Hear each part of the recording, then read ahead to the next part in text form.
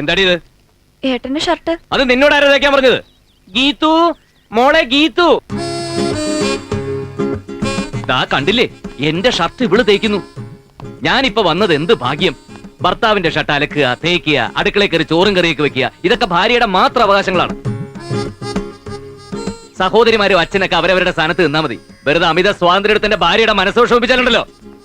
നിങ്ങൾക്കൊന്നും അടുക്കളയിൽ വേറെ പണിയില്ലേ?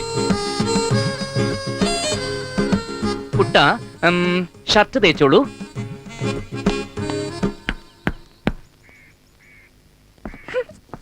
എന്തായി? തേച്ച് കൊളാക്കുവോ?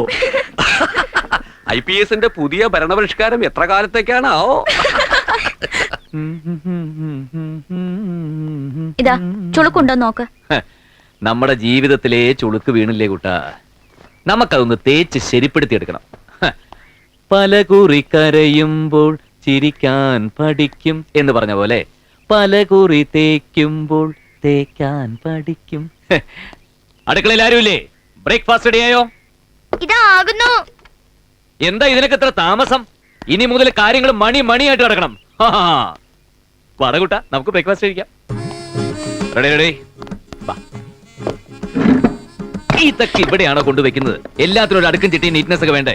അതെങ്ങനെ ഉണ്ടാവാനാ? വെറുതെ ഒരു ചീള ഏട്ടിന്റെ മക്കളല്ലേ.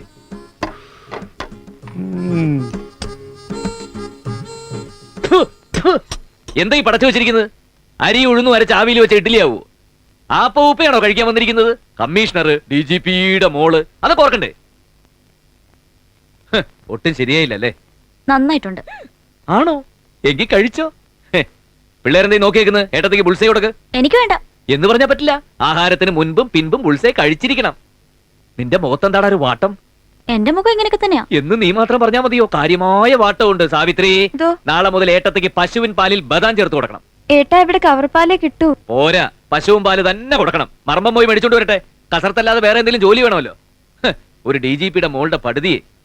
എടേ, ഈ ശരീരം നന്നാവാനും മനസ്സേകാഗ്രമാക്കാനും ആയുർവേദത്തിൽ ഒരു മരുന്നുണ്ടല്ലോ. എന്താ? തെങ്ങിൻ മണ്ട രസായനോ? അതെ, അതുടനെ എത്തിക്കാം. എനിക്കൊന്നും വേണ്ട. അയ്യോ, വെറുതെ എന്നെ കൊണ്ട് പൈസ ചിലവായിക്കണ്ടെന്ന് വെച്ചിട്ടല്ലേ എന്റെ ഭാര്യയുടെ ആരോഗ്യം നോക്കി കഴിഞ്ഞിട്ട് മതി എനിക്ക് സമ്പാദ്യം. നീ ഇനി ജോലി ഒന്നും ചെയ്യണ്ട. വല്ല വീക്കിലിയും വായിച്ചിരുന്നാ മതി. ടയേർഡാവുമ്പോ കിടന്നുറങ്ങിക്കോ. പിന്നെ കുറച്ച് റെസ്റ്റ് എടുത്തിട്ട് വീണ്ടും കിടന്നുറങ്ങിക്കോ. എന്നിട്ടും ബോറടിക്കണെങ്കിൽ TV സീരിയൽ കണ്ടോ. നേരത്തെ പറഞ്ഞു ഭർത്താവിന്റെ തുണി അലക്കുന്നതും അടുക്കള കയറി പാചകം ചെയ്യുന്നതൊക്കെ ഭാര്യയുടെ അവകാശമാണ്. ഇപ്പൊ പറയുന്നു ഒന്നും ചെയ്യണ്ടാന്ന്. ഇതിലേതാ? അയ്യോ, ഞാൻ അങ്ങനെയൊക്കെ പറഞ്ഞു നേരത്തെ. എങ്കിലും അതൊക്കെ വിട്ടേക്ക്. നീ ഇനി ഒന്നും ചെയ്യണ്ട.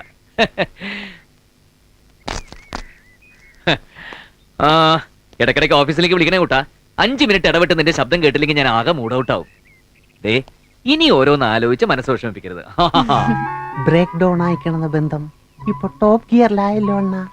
ഓരോന്ന് ആലോചിച്ച് മനസ്സ് വിഷമിപ്പിക്കരുതെന്ന് മറ്റേ വകുപ്പ് ശരിയായെന്നാ തോന്നുന്നു. പോയിട്ട് വരട്ടെ കൂട്ടാ. എന്താ രാധാരുക്മണിമാര്? സ്കൂൾ വാർഷികത്തിന്റെ കാര്യം ഒന്നുകൂടെ ഓർമ്മിപ്പിക്കാൻ വന്നതാ. 16-ാം തീയതി അല്ലേ? എനിക്ക് ഓർമ്മയുണ്ട്.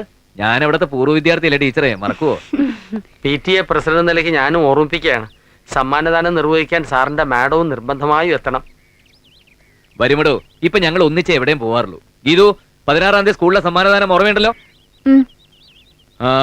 ഗീതുവിന്റെ പേര് വളരെ പ്രാധാന്യം കൊടുത്ത് നോട്ടീസിൽ അച്ചടിപ്പിക്കണം.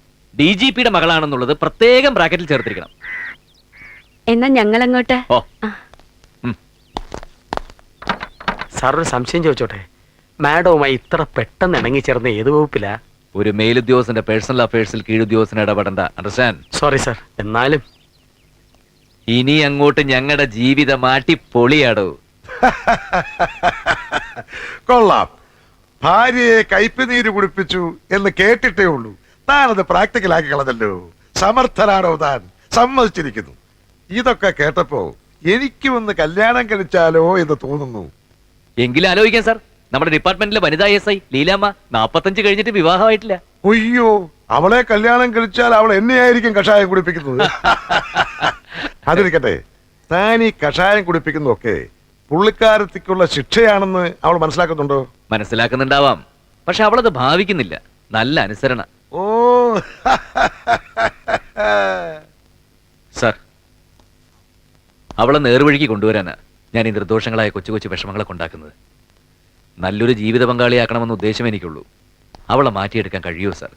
അതോ ജീവിതകാലം മുഴുവൻ ഞാൻ ഈ വിഡ്ഢിവേഷം കെട്ടേണ്ടി വരുമോ? ഇല്ലടോ, മാറ്റിയെടുക്കാനൊക്കെ തനിക്ക് കഴിയണം. അതുകൊണ്ടാണല്ലോ ഞാനും ഇതിനൊക്കെ കൂട്ടു നിൽക്കുന്നത്. DGP സാറ് ഗീതുവിനെ കുറിച്ച് എല്ലാം എന്നോട് പറഞ്ഞു.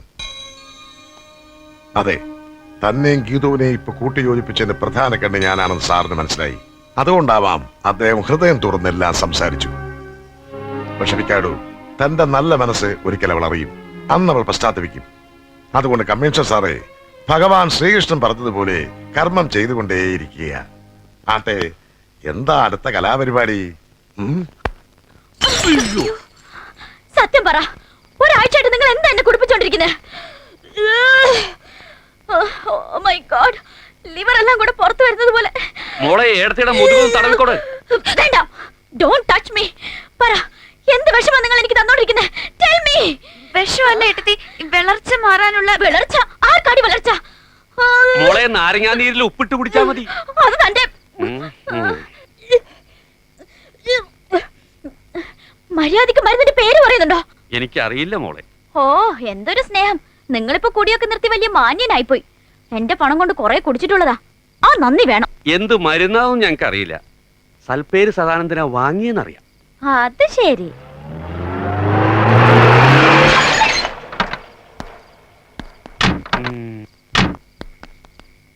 നിക്കടവിടെ, തന്നോടാ പറഞ്ഞ നിക്കാൻ.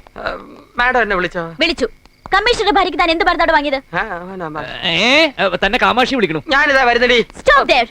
കുട്ടാ, നമ്മൾ സന്തുഷ്ടരാണ്. അയാളെ വെറുതെ വിട്ടേക്ക്. പോണ്ട. എന്താണ് വാങ്ങിയത്? കമ്മീഷണറുടെ വൈഫും DGPയുടെ മകളുമാണ് ചോദിക്കുന്നത്. നാളെ കെട്ടിപ്പറക്കി കാസർഗോഡേക്ക് പോണെങ്കിൽ പറയണോ? രക്തദൂഷ്യം കൊണ്ട് ചൊറിയും ചിരങ്ങും വരുന്നവർക്ക് കൊടുക്കുന്ന ഉത്തമ ആയുർവേദ ഉൽപ്പന്നമായ വേപ്പിൻപെട്ട കഷായമാണ് മാഡത്തിന് തന്നത്. വേപ്പിൻപെട്ട കഷായമോ? എന്നിട്ട് ശരീരം നന്നാകാനെന്ന് പറഞ്ഞിട്ട്? ആഹാ, ഇപ്പൊ കാണിച്ചു തരാം. സാർ, 2 ഭാര്യമാരെയും അവരിൽ എനിക്കുണ്ടായ 7 മക്കളെ ഒരേ മേൽക്കൂരയിൽ ഒരേ നുകത്തിക്കെട്ടി പൊട്ടിത്തെറികളും പൊട്ടലും ചീറ്റലുമില്ല ശാന്തമായി കുടുംബം മുന്നോട്ട് നയിക്കുന്നുകൊണ്ടാണ് നാട്ടുകാരന്റെ സൽപ്പേര് സദാനത്തിന് വിളിക്കുന്നത്. ആ സൽപ്പേരിനെ ദുഷ്പേര് കേൾപ്പിക്കരുത് സാർ. ഡാഡി, ആ മരുന്നിന്റെ പേര് കിട്ടി. ചൊറിക്കും ചെരങ്ങിനൊക്കെ കൊടുക്കുന്ന വേപ്പിൻപെട്ട കഷായം. ഇപ്പൊ മനസ്സിലായില്ലേ? ഏയ്, അതൊന്നും ആയിരിക്കില്ല. സഞ്ജീവൻ അങ്ങനൊന്നും ചെയ്യില്ല മോളെ. നിന്റെ ദേഹരക്ഷയ്ക്ക് വേണ്ടിയുള്ള ഏതോ വില കൂടിയ മരുന്നായിരിക്കും. അല്ല ഡാഡി, ഇതൊരു പ്ലാന്റ് റിവെഞ്ചാ. ഇനി 3 കുപ്പിയോട് ഷെൽഫിൽ വെച്ച് പൂട്ടിയിരിക്കുക എന്നെ കൊണ്ട് കുടിപ്പിക്കാൻ. ആ, അതുകൂടി നിർബന്ധമായും എന്റെ മോള് കഴിക്കണം. മെഡിസിൻ ഒരു കോഴ്സ് പൂർത്തിയായാലേ അതുകൊണ്ട് ഫലമുണ്ടാവും. ആ 3 കുപ്പിയും കൂടി കുടിച്ച എന്റെ ഡെഡ് ബോഡി ആയിരിക്കും ബാക്കി. Be serious daddy. ഒരാഴ്ചയായിട്ട് ഞാൻ ത്രൂ ഔട്ട് ഛർദിക്കുക. ഛർദിയോ? ലക്ഷ്മി, എന്താ മോക്ക് ഛർദി തുടങ്ങിന്ന്? മോളെ, മമ്മിയാ മോക്ക് ഛർദിലോ? അതെ മമ്മി, ഏതോ വൃത്തിയായിട്ട് മരുന്ന് എന്ന് ഛർദിപ്പിക്കുക. പറഞ്ഞിട്ട് ഡാഡിക്ക് മനസ്സിലാവുന്നില്ല. എന്നാ മമ്മിക്ക് മനസ്സിലായി. ദൈവം എന്റെ പ്രാർത്ഥന കേട്ടു. ഇനി അങ്ങോട്ട് ശരീരം വളരെ സൂക്ഷിക്കണേ മോളെ. കുറച്ച് മരുന്ന് ലേഖ്യമൊക്കെ വാങ്ങി മമ്മിയും ഡാഡിയും ഉടനെ അങ്ങോട്ട് വരുന്നുണ്ട്. അയ്യോ മമ്മി, ഇതല്ല. ഇനി മോൾ ഒന്നും പറയണ്ട. ഇപ്പൊ അല്പം ചുണ്ടിയൊക്കെ കൂടുന്ന ടൈമാ. മോള് ഫോൺ വെക്കടി മോളെ. പൊട്ടി പെണ്ണ, ഒന്നും അറിയില്ല. ആരും എന്റെ പ്രോബ്ലം മനസ്സിലാക്കുന്നില്ലല്ലോ. ഞാൻ മനസ്സിലാക്കുന്നുണ്ട് കുട്ടാ. എനിക്ക് തന്നോടുള്ള സ്നേഹത്തിന്റെ ആഴമൊക്കെ അങ്കിളിന് നന്നായിട്ട് അറിയാം. അയ്യോ പാവം, 4-5 ദിവസമായിട്ട് നിർത്താതെ ഛർദിക്കുന്നതല്ലേ. നല്ല ക്ഷീണം ഉണ്ടാവും. പിന്നെ നാളെയാണ് സ്കൂളിലെ ഫംഗ്ഷൻ. കമ്മീഷണർ ഉദ്ഘാടനം, മിസസ് കമ്മീഷണർ സമ്മാനദാനം. വീഡിയോ കവറേജ് ഒക്കെ ഉള്ളതാണ്. നല്ല സ്മാർട്ട് ആയിരിക്കണം. ഓക്കെ, വാ കിടക്കാം.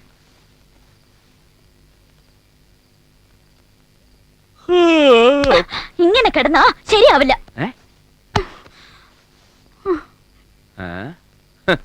പിണങ്ങുമ്പോ ഏതൊരു ഭാര്യയും കാണിക്കുന്നൊരു വലിയ കള്ളത്തര അത്. ചില വായി നോക്കി ഭർത്താക്കന്മാര് പുറകെ ചെല്ലും.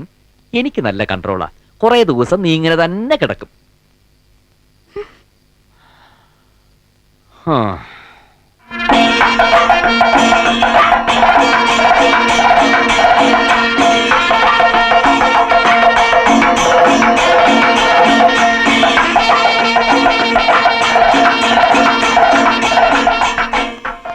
ഇരിക്കണം സാർ. യോഗം തുടങ്ങാൻ ഒരു 10 മിനിറ്റ് വൈകും. അതുവരെ അതിനെന്താ വെയിറ്റ് ചെയ്യാം. ടീച്ചർ ഒന്ന് വന്നേ. PTA പ്രസിഡന്റ് നിലയ്ക്ക് എനിക്കുള്ള ഉത്തരവാദിത്തങ്ങളൊക്കെ ഉണ്ട്. ഞാൻ സ്റ്റേജ് ഒക്കെ ഒന്ന് അറേഞ്ച് ചെയ്തിട്ട് വരാം. Sir, notice. ഡ്രിങ്ക്സ് കൊടുത്തയക്കാം. വേപ്പിൻപട്ടയായിരിക്കും. ഒരു വേപ്പിപ്പട്ട വരുത്തി വെച്ച വിനേ. ഓ, മലയാളം. ഇവർക്ക് ഇതൊന്ന് ഇംഗ്ലീഷിൽ പ്രിന്റ് ചെയ്താൽ എന്താ? എല്ലാവർക്കും വായിക്കാലോ. ഷിറ്റ്. ഓഹോ സുഹൃത്തെ, ഇനി പോയിട്ടേ ആ പാവം പിള്ളേരുടെ പടം എടുക്ക്. ഞങ്ങളൊരു സ്വകാര്യം പറഞ്ഞോട്ടെ. ഓടേ. പഞ്ചവാദ്യം, താലപ്പൊലി, സ്വീകരണം, കണ്ടോടി കമ്മീഷണറുടെ ഒരു വില. ഓ, ഒരു ജെന്റിൽമാൻ. കമ്മീഷണറുടെ യഥാർത്ഥ മുഖം ഇവർക്ക് അറിയില്ലല്ലോ. ഒരു കാമദേവൻ ചമഞ്ഞിരിക്കുന്നു. സംശയം എന്താടി? സ്വീകരിച്ചു കൊണ്ടുവരുമ്പോ എല്ലാവരുടെയും കണ്ണ് സഞ്ജീവന്റെ മുഖത്ത് തന്നെയായിരുന്നു. അതെ, ഇത്രയും നല്ലൊരു പെണ്ണിനെ, അതും DGPയുടെ മോളെ ഈ കോമാളിക്ക് എങ്ങനെ കിട്ടിയെന്ന അത്ഭുതം കൊണ്ടാവും. അതല്ലടി കുരങ്ങ്, ഇത്രയും സുമുഖനായ ഒരു ചെറുപ്പക്കാരന്റെ കൂടെ കണ്ണ് തട്ടാണ്ടിരിക്കാൻ വേണ്ടിയിട്ടാണോ ഇങ്ങനെ ഒരെണ്ണം എന്നാവും. മര്യാദക്ക് എന്റെ തണലില് വെയിറ്റിട്ടിരിക്കടി. ഓ, അങ്ങ് ഇരുന്നേച്ചാലും മതി. ഈശ്വര പ്രാർത്ഥന പാടാമെന്ന് ഏറ്റുന്ന കുട്ടിക്ക് സുഖമില്ല, ആശുപത്രി കൊണ്ടുവരിക. അയ്യോ, ഇനിയിപ്പോ എന്ത് ചെയ്യും? 9Bയിലെ നിഷ വന്നിട്ടുണ്ടോ ടീച്ചറെ? ആ കുട്ടി എത്തിയിട്ടില്ല. ദേ മീനാക്ഷി, കമ്മീഷണർ വൈഫും വെയിറ്റ് ചെയ്യാണ്. ഉടനടി യോഗം തുടങ്ങണം. പൊല്ലാപ്പായല്ലോ. ഇനി ആരെ കൊണ്ടാ പാടിക്കുന്നത്? ഈശ്വര പ്രാർത്ഥന ഇല്ലാതെ എങ്ങനെ മീറ്റിംഗ് തുടങ്ങും?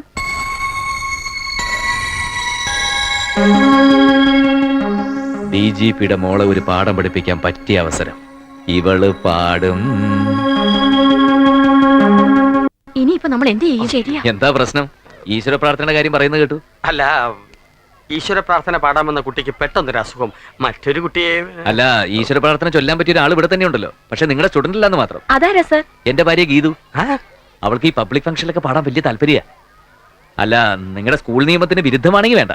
അയ്യോ, ഞങ്ങളുടെ വിശിഷ്ട അതിഥി തന്നെ ഈശ്വര പ്രാർത്ഥന ചെല്ലുന്നത് ഞങ്ങൾക്ക് അഭിമാനമല്ലേ സാർ? സാറിന്റെ അയൽവക്കക്കാരനാണ് ഞാൻ. മാഡത്തിന്റെ പലതരത്തിലുള്ള ഒച്ചയും കേട്ടിട്ടുണ്ട്, പക്ഷെ പാട്ടും കവിതയും കേട്ടിട്ടില്ലോ സാർ. എന്നാലൊന്ന് കേൾക്കണം. സർവകലാ വല്ലഭയല്ലടോ. വള്ളത്തോളിന്റെയും വയലാറിന്റെയും വൈലോപ്പള്ളിയുടെ ഒക്കെ വരികൾ അവളെ ചൊല്ലുന്നത് കേട്ട നമ്മൾ അങ്ങനെ കേട്ടോണ്ട് നിന്ന് പോവും. അവളുടെ സ്വരമാതിരത്തിന് മുമ്പിൽ പി സുശീലും എസ് ജാനകി ഒന്നുമല്ലടോ. സാർ, എന്നാ ഈശ്വര പ്രാർത്ഥന മിസ്സിസ് ഗീതു സഞ്ജീവ് അജണ്ടയിൽ എഴുതി ചേർത്തോ. സംപൂജ്യരായ വിശിഷ്ട അതിഥികളെ, സഹപ്രവർത്തകരെ, എന്റെ പ്രിയപ്പെട്ട കുഞ്ഞുങ്ങളെ, നമ്മുടെ ശിവപുരം ഗവൺമെന്റ് ഹൈസ്കൂളിന്റെ 40ാം വാർഷികത്തോടനുബന്ധിച്ചുള്ള പൊതുസമ്മേളനം ആരംഭിക്കുന്നു. ആദ്യമായി ഈശ്വര പ്രാർത്ഥനയാണ്. ഇന്നിവിടെ ഈശ്വര പ്രാർത്ഥന ചൊല്ലുന്നത് നിങ്ങൾ ആരും പ്രതീക്ഷിക്കാത്ത വിശിഷ്ട വ്യക്തിത്വത്തിനുടമയായ ഒരു സ്ത്രീരത്നമാണ്. അവരാരെന്നറിയുമ്പോൾ നിങ്ങൾ അത്ഭുതപ്പെട്ടു പോകും. ആ ഗാനമാധുരി അനുഭവിച്ചറിയാൻ നമുക്ക് കിട്ടിയിരിക്കുന്ന അപൂർവ സന്ദർഭമാണിത്. ആ മഹാപ്രതിഭ മറ്റാരുമല്ല, ബഹുമാനപ്പെട്ട പോലീസ് കമ്മീഷണർ മിസ്റ്റർ സഞ്ജീവിന്റെ ഭാര്യയും നമ്മുടെ DGP രാജശേഖരൻ നായരുടെ മകളുമായ മിസ്സസ് ഗീതു സഞ്ജീവ്.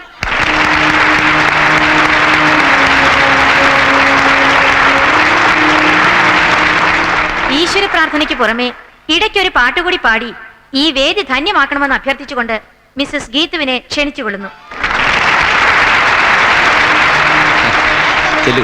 അവര് ക്ഷണിച്ചല്ലേ, ധൈര്യമായിട്ട് കമോൺ. നാണം കൊണ്ടാ. ഇതിൽ നാണിക്കാൻ എന്തിരിക്കുന്നു? Come on please. ചെല്ല്.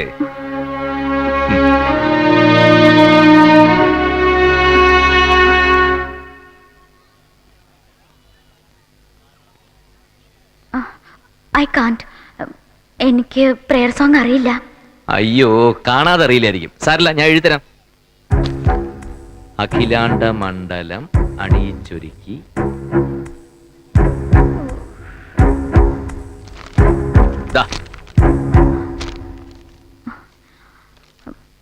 സോറി, എനിക്ക് മലയാളം എഴുതാനും വായിക്കാനും അറിയില്ല.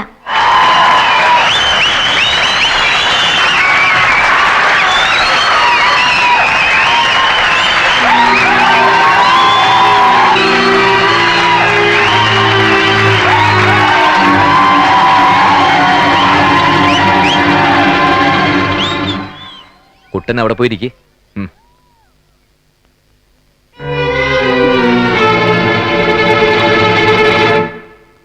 ബഹുമാന്യരെ, കൊച്ചനുജന്മാരെ, അനുജത്തിമാരെ, മലയാള ഭാഷ എഴുതാനും വായിക്കാനും അറിയില്ല എന്ന് പറയുന്നത് അന്തസ്സിന്റെയും പൊങ്ങച്ചത്തിന്റെയും ഭാഗമായി മാറിയിരിക്കുന്ന ഒരു കാലമാണിത്. തന്റെ കുട്ടിക്ക് മലയാളത്തിന് മാത്രം മാർക്ക് കുറവാണെന്ന് അഭിമാനത്തോടെ പറയുന്ന രക്ഷകർത്താക്കളുടെ കാലവും. ഏത് നാട്ടിൽ പഠിച്ചാലും ഏത് മീഡിയത്തിൽ പഠിച്ചാലും അടിസ്ഥാനം മാതൃഭാഷ തന്നെയാവണം. മഹാകവി വള്ളത്തോൾ പാടിയിട്ടുണ്ട്, മറ്റുള്ള ഭാഷകൾ കേവലം ധാത്രിമാർ, മർത്തിനു പെറ്റമ്മ തൻ ഭാഷ താൻ. അത് നാം മറക്കാതിരിക്കുക.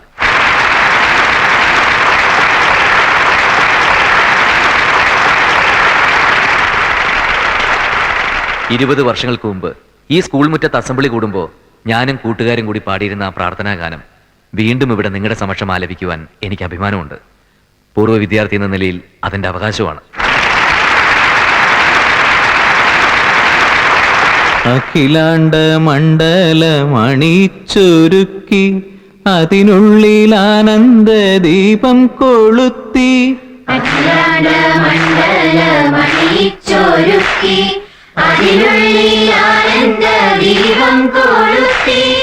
പരമാണു പൊരുളിലും സ്ഫുരണമായി മിന്നും പരമപ്രകാശമേ ശരണം നീ നിത്യം. പരമാണു പൊരുളിലും സ്ഫുരണമായി മിന്നും പരമപ്രകാശമേ ശരണം നീ നിത്യം.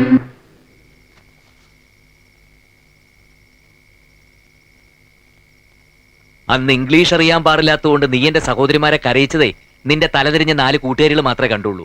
മലയാളം അറിയാൻ പാടില്ലാത്തതുകൊണ്ട് നീ കരഞ്ഞത് ആയിരക്കണക്കിന് ആളുകൾ അടി കണ്ടത് ദൈവം ഉണ്ടാക്കി തന്നൊരു ചാൻസ് അത്.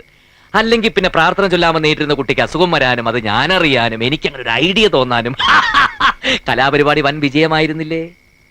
Circumstances the villain. എന്തോ വല്ലതും പറഞ്ഞായിരുന്നോ? ആ, സാഹചര്യമാണ് ഇപ്പോഴത്തെ വില്ലൻ. അതിപ്പോ നിങ്ങളുടെ ഭാഗത്താ. നാളെ ആ പന്ത് എന്റെ കോട്ടിലും വരും. വരട്ടെ. കാമാക്ഷി, നിന്റെ മക്കളെല്ലാം ഉണ്ടോ നോക്ക്. മീനാക്ഷി, നിന്റെ കുട്ടികളെ നീ ശ്രദ്ധിച്ചോണം. അവിടെ ചെന്ന് ബഹളമൊന്നും വെക്കല്ലേ മക്കളെ.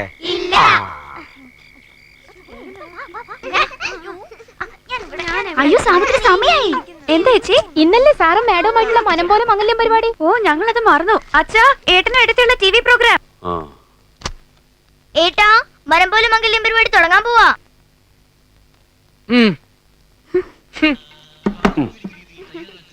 മോളെ ശകലമാർ. സുപ്രിയ ടിവിയുടെ മനം പോലെ മംഗല്യം എന്ന പരിപാടിയിലേക്ക് എല്ലാ പ്രേക്ഷകർക്കും സ്വാഗതം. പരസ്പര ധാരണ, സ്നേഹം, ഇഷ്ടാനിഷ്ടങ്ങൾ എന്നീ കാര്യങ്ങളിൽ ദമ്പതിമാർക്കുള്ള ഐക്യം പരീക്ഷിച്ചറിഞ്ഞ് ഏറ്റവും മനപ്പൊരുത്തമുള്ള ദമ്പതികളെ തിരഞ്ഞെടുക്കുന്ന പരിപാടിയാണിതെന്ന് എല്ലാ പ്രേക്ഷകർക്കും അറിയാമല്ലോ. ജീവിത പങ്കാളികൾ ഈ ഷോയിൽ അവരുടെ അനുഭവങ്ങൾ പങ്കുവയ്ക്കുന്നു. ഇന്നത്തെ മനം പോലെ മംഗല്യം പരിപാടിയിൽ പങ്കെടുക്കാനെത്തിയ ദമ്പതികളെ നമുക്ക് പരിചയപ്പെടാം. ഇദ്ദേഹം കേരളത്തിലെ സമർത്ഥനായ പോലീസ് കമ്മീഷണറും ഗായകനും മികച്ച കലാകാരനുമായ മിസ്റ്റർ സഞ്ജീവൻ IPS. അദ്ദേഹത്തിന്റെ ഭാര്യ കേരള പോലീസ് ഡയറക്ടർ ജനറലിന്റെ മകൾ മിസസ് ഗീതു സഞ്ജീവ്. അടുത്തതായി മിസ്റ്റർ വേണുഗോപാൽ. ഇദ്ദേഹം. ഇനി നമുക്ക് ഭാര്യമാർ തങ്ങളുടെ ഭർത്താക്കന്മാരെ എങ്ങനെ വിലയിരുത്തുന്നു എന്ന് നോക്കാം. ആദ്യം മിസ്റ്റർ സഞ്ജീവിനെ കുറിച്ച് ഗീതു സഞ്ജീവ്. ഞാൻ വളരെ ലക്കിയാണ് സഞ്ജീവിനെ പോലെ പെർഫെക്റ്റ് ആയ ഒരു ഹസ്ബൻഡിനെ കിട്ടിയതിൽ. പോലീസ് കമ്മീഷണർ ആവുമ്പോ വളരെ ടഫ് ആയിരിക്കുമെന്നാണ് ഞാൻ വിചാരിച്ചത്. But he's very soft and friendly. വളരെ ക്ഷമയുള്ളവനാണ്. My husband is equal to God.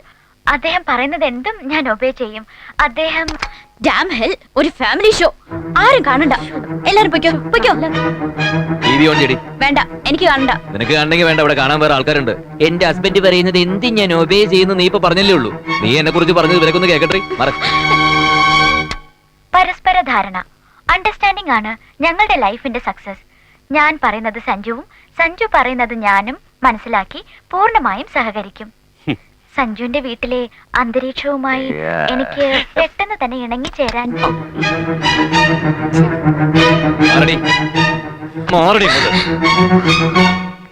അടുത്തതായി ഭാര്യ ഒരു സിനിമയുടെ പേര് അഭിനയിച്ച് കാണിക്കുന്നു. ഭർത്താവ് അത് ഏത് സിനിമയാണെന്ന് പറയണം. ആദ്യം മിസസ് ജഗത വേണുഗോപാൽ.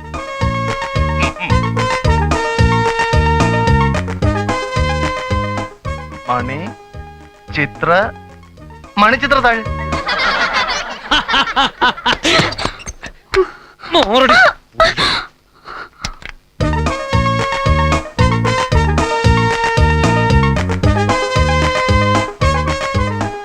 ഓ, റൗഡി. ദാദാ, ചട്ടമ്പി. കല്ല്.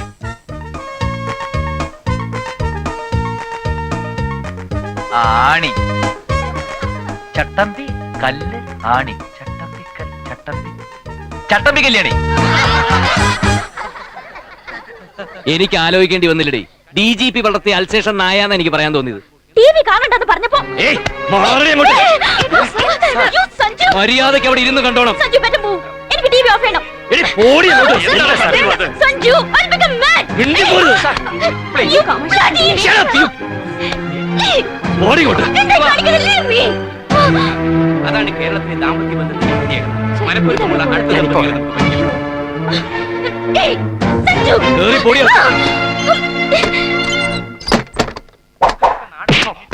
പരസ്പരം മനസ്സിലാക്കാതിരിക്കലാണ് പലപ്പോഴും ദാമ്പത്യത്തിന്റെ ഏറ്റവും വലിയ കീഴാമുട്ടി. അയലത്ത് സുന്ദരനായ ഒരു ചെറുപ്പക്കാരൻ വന്ന് താമസം ആരംഭിച്ചാൽ വെറും സംശയത്തിന് പേര് ഭാര്യ കിടപ്പ് മുന്നിട്ട് പൂട്ടിയിട്ട് ഓഫീസിൽ പോകുന്ന ഭർത്താക്കന്മാരുണ്ട്. ഈ പറഞ്ഞതൊന്നും നിങ്ങളെ ഉദ്ദേശിച്ചല്ല.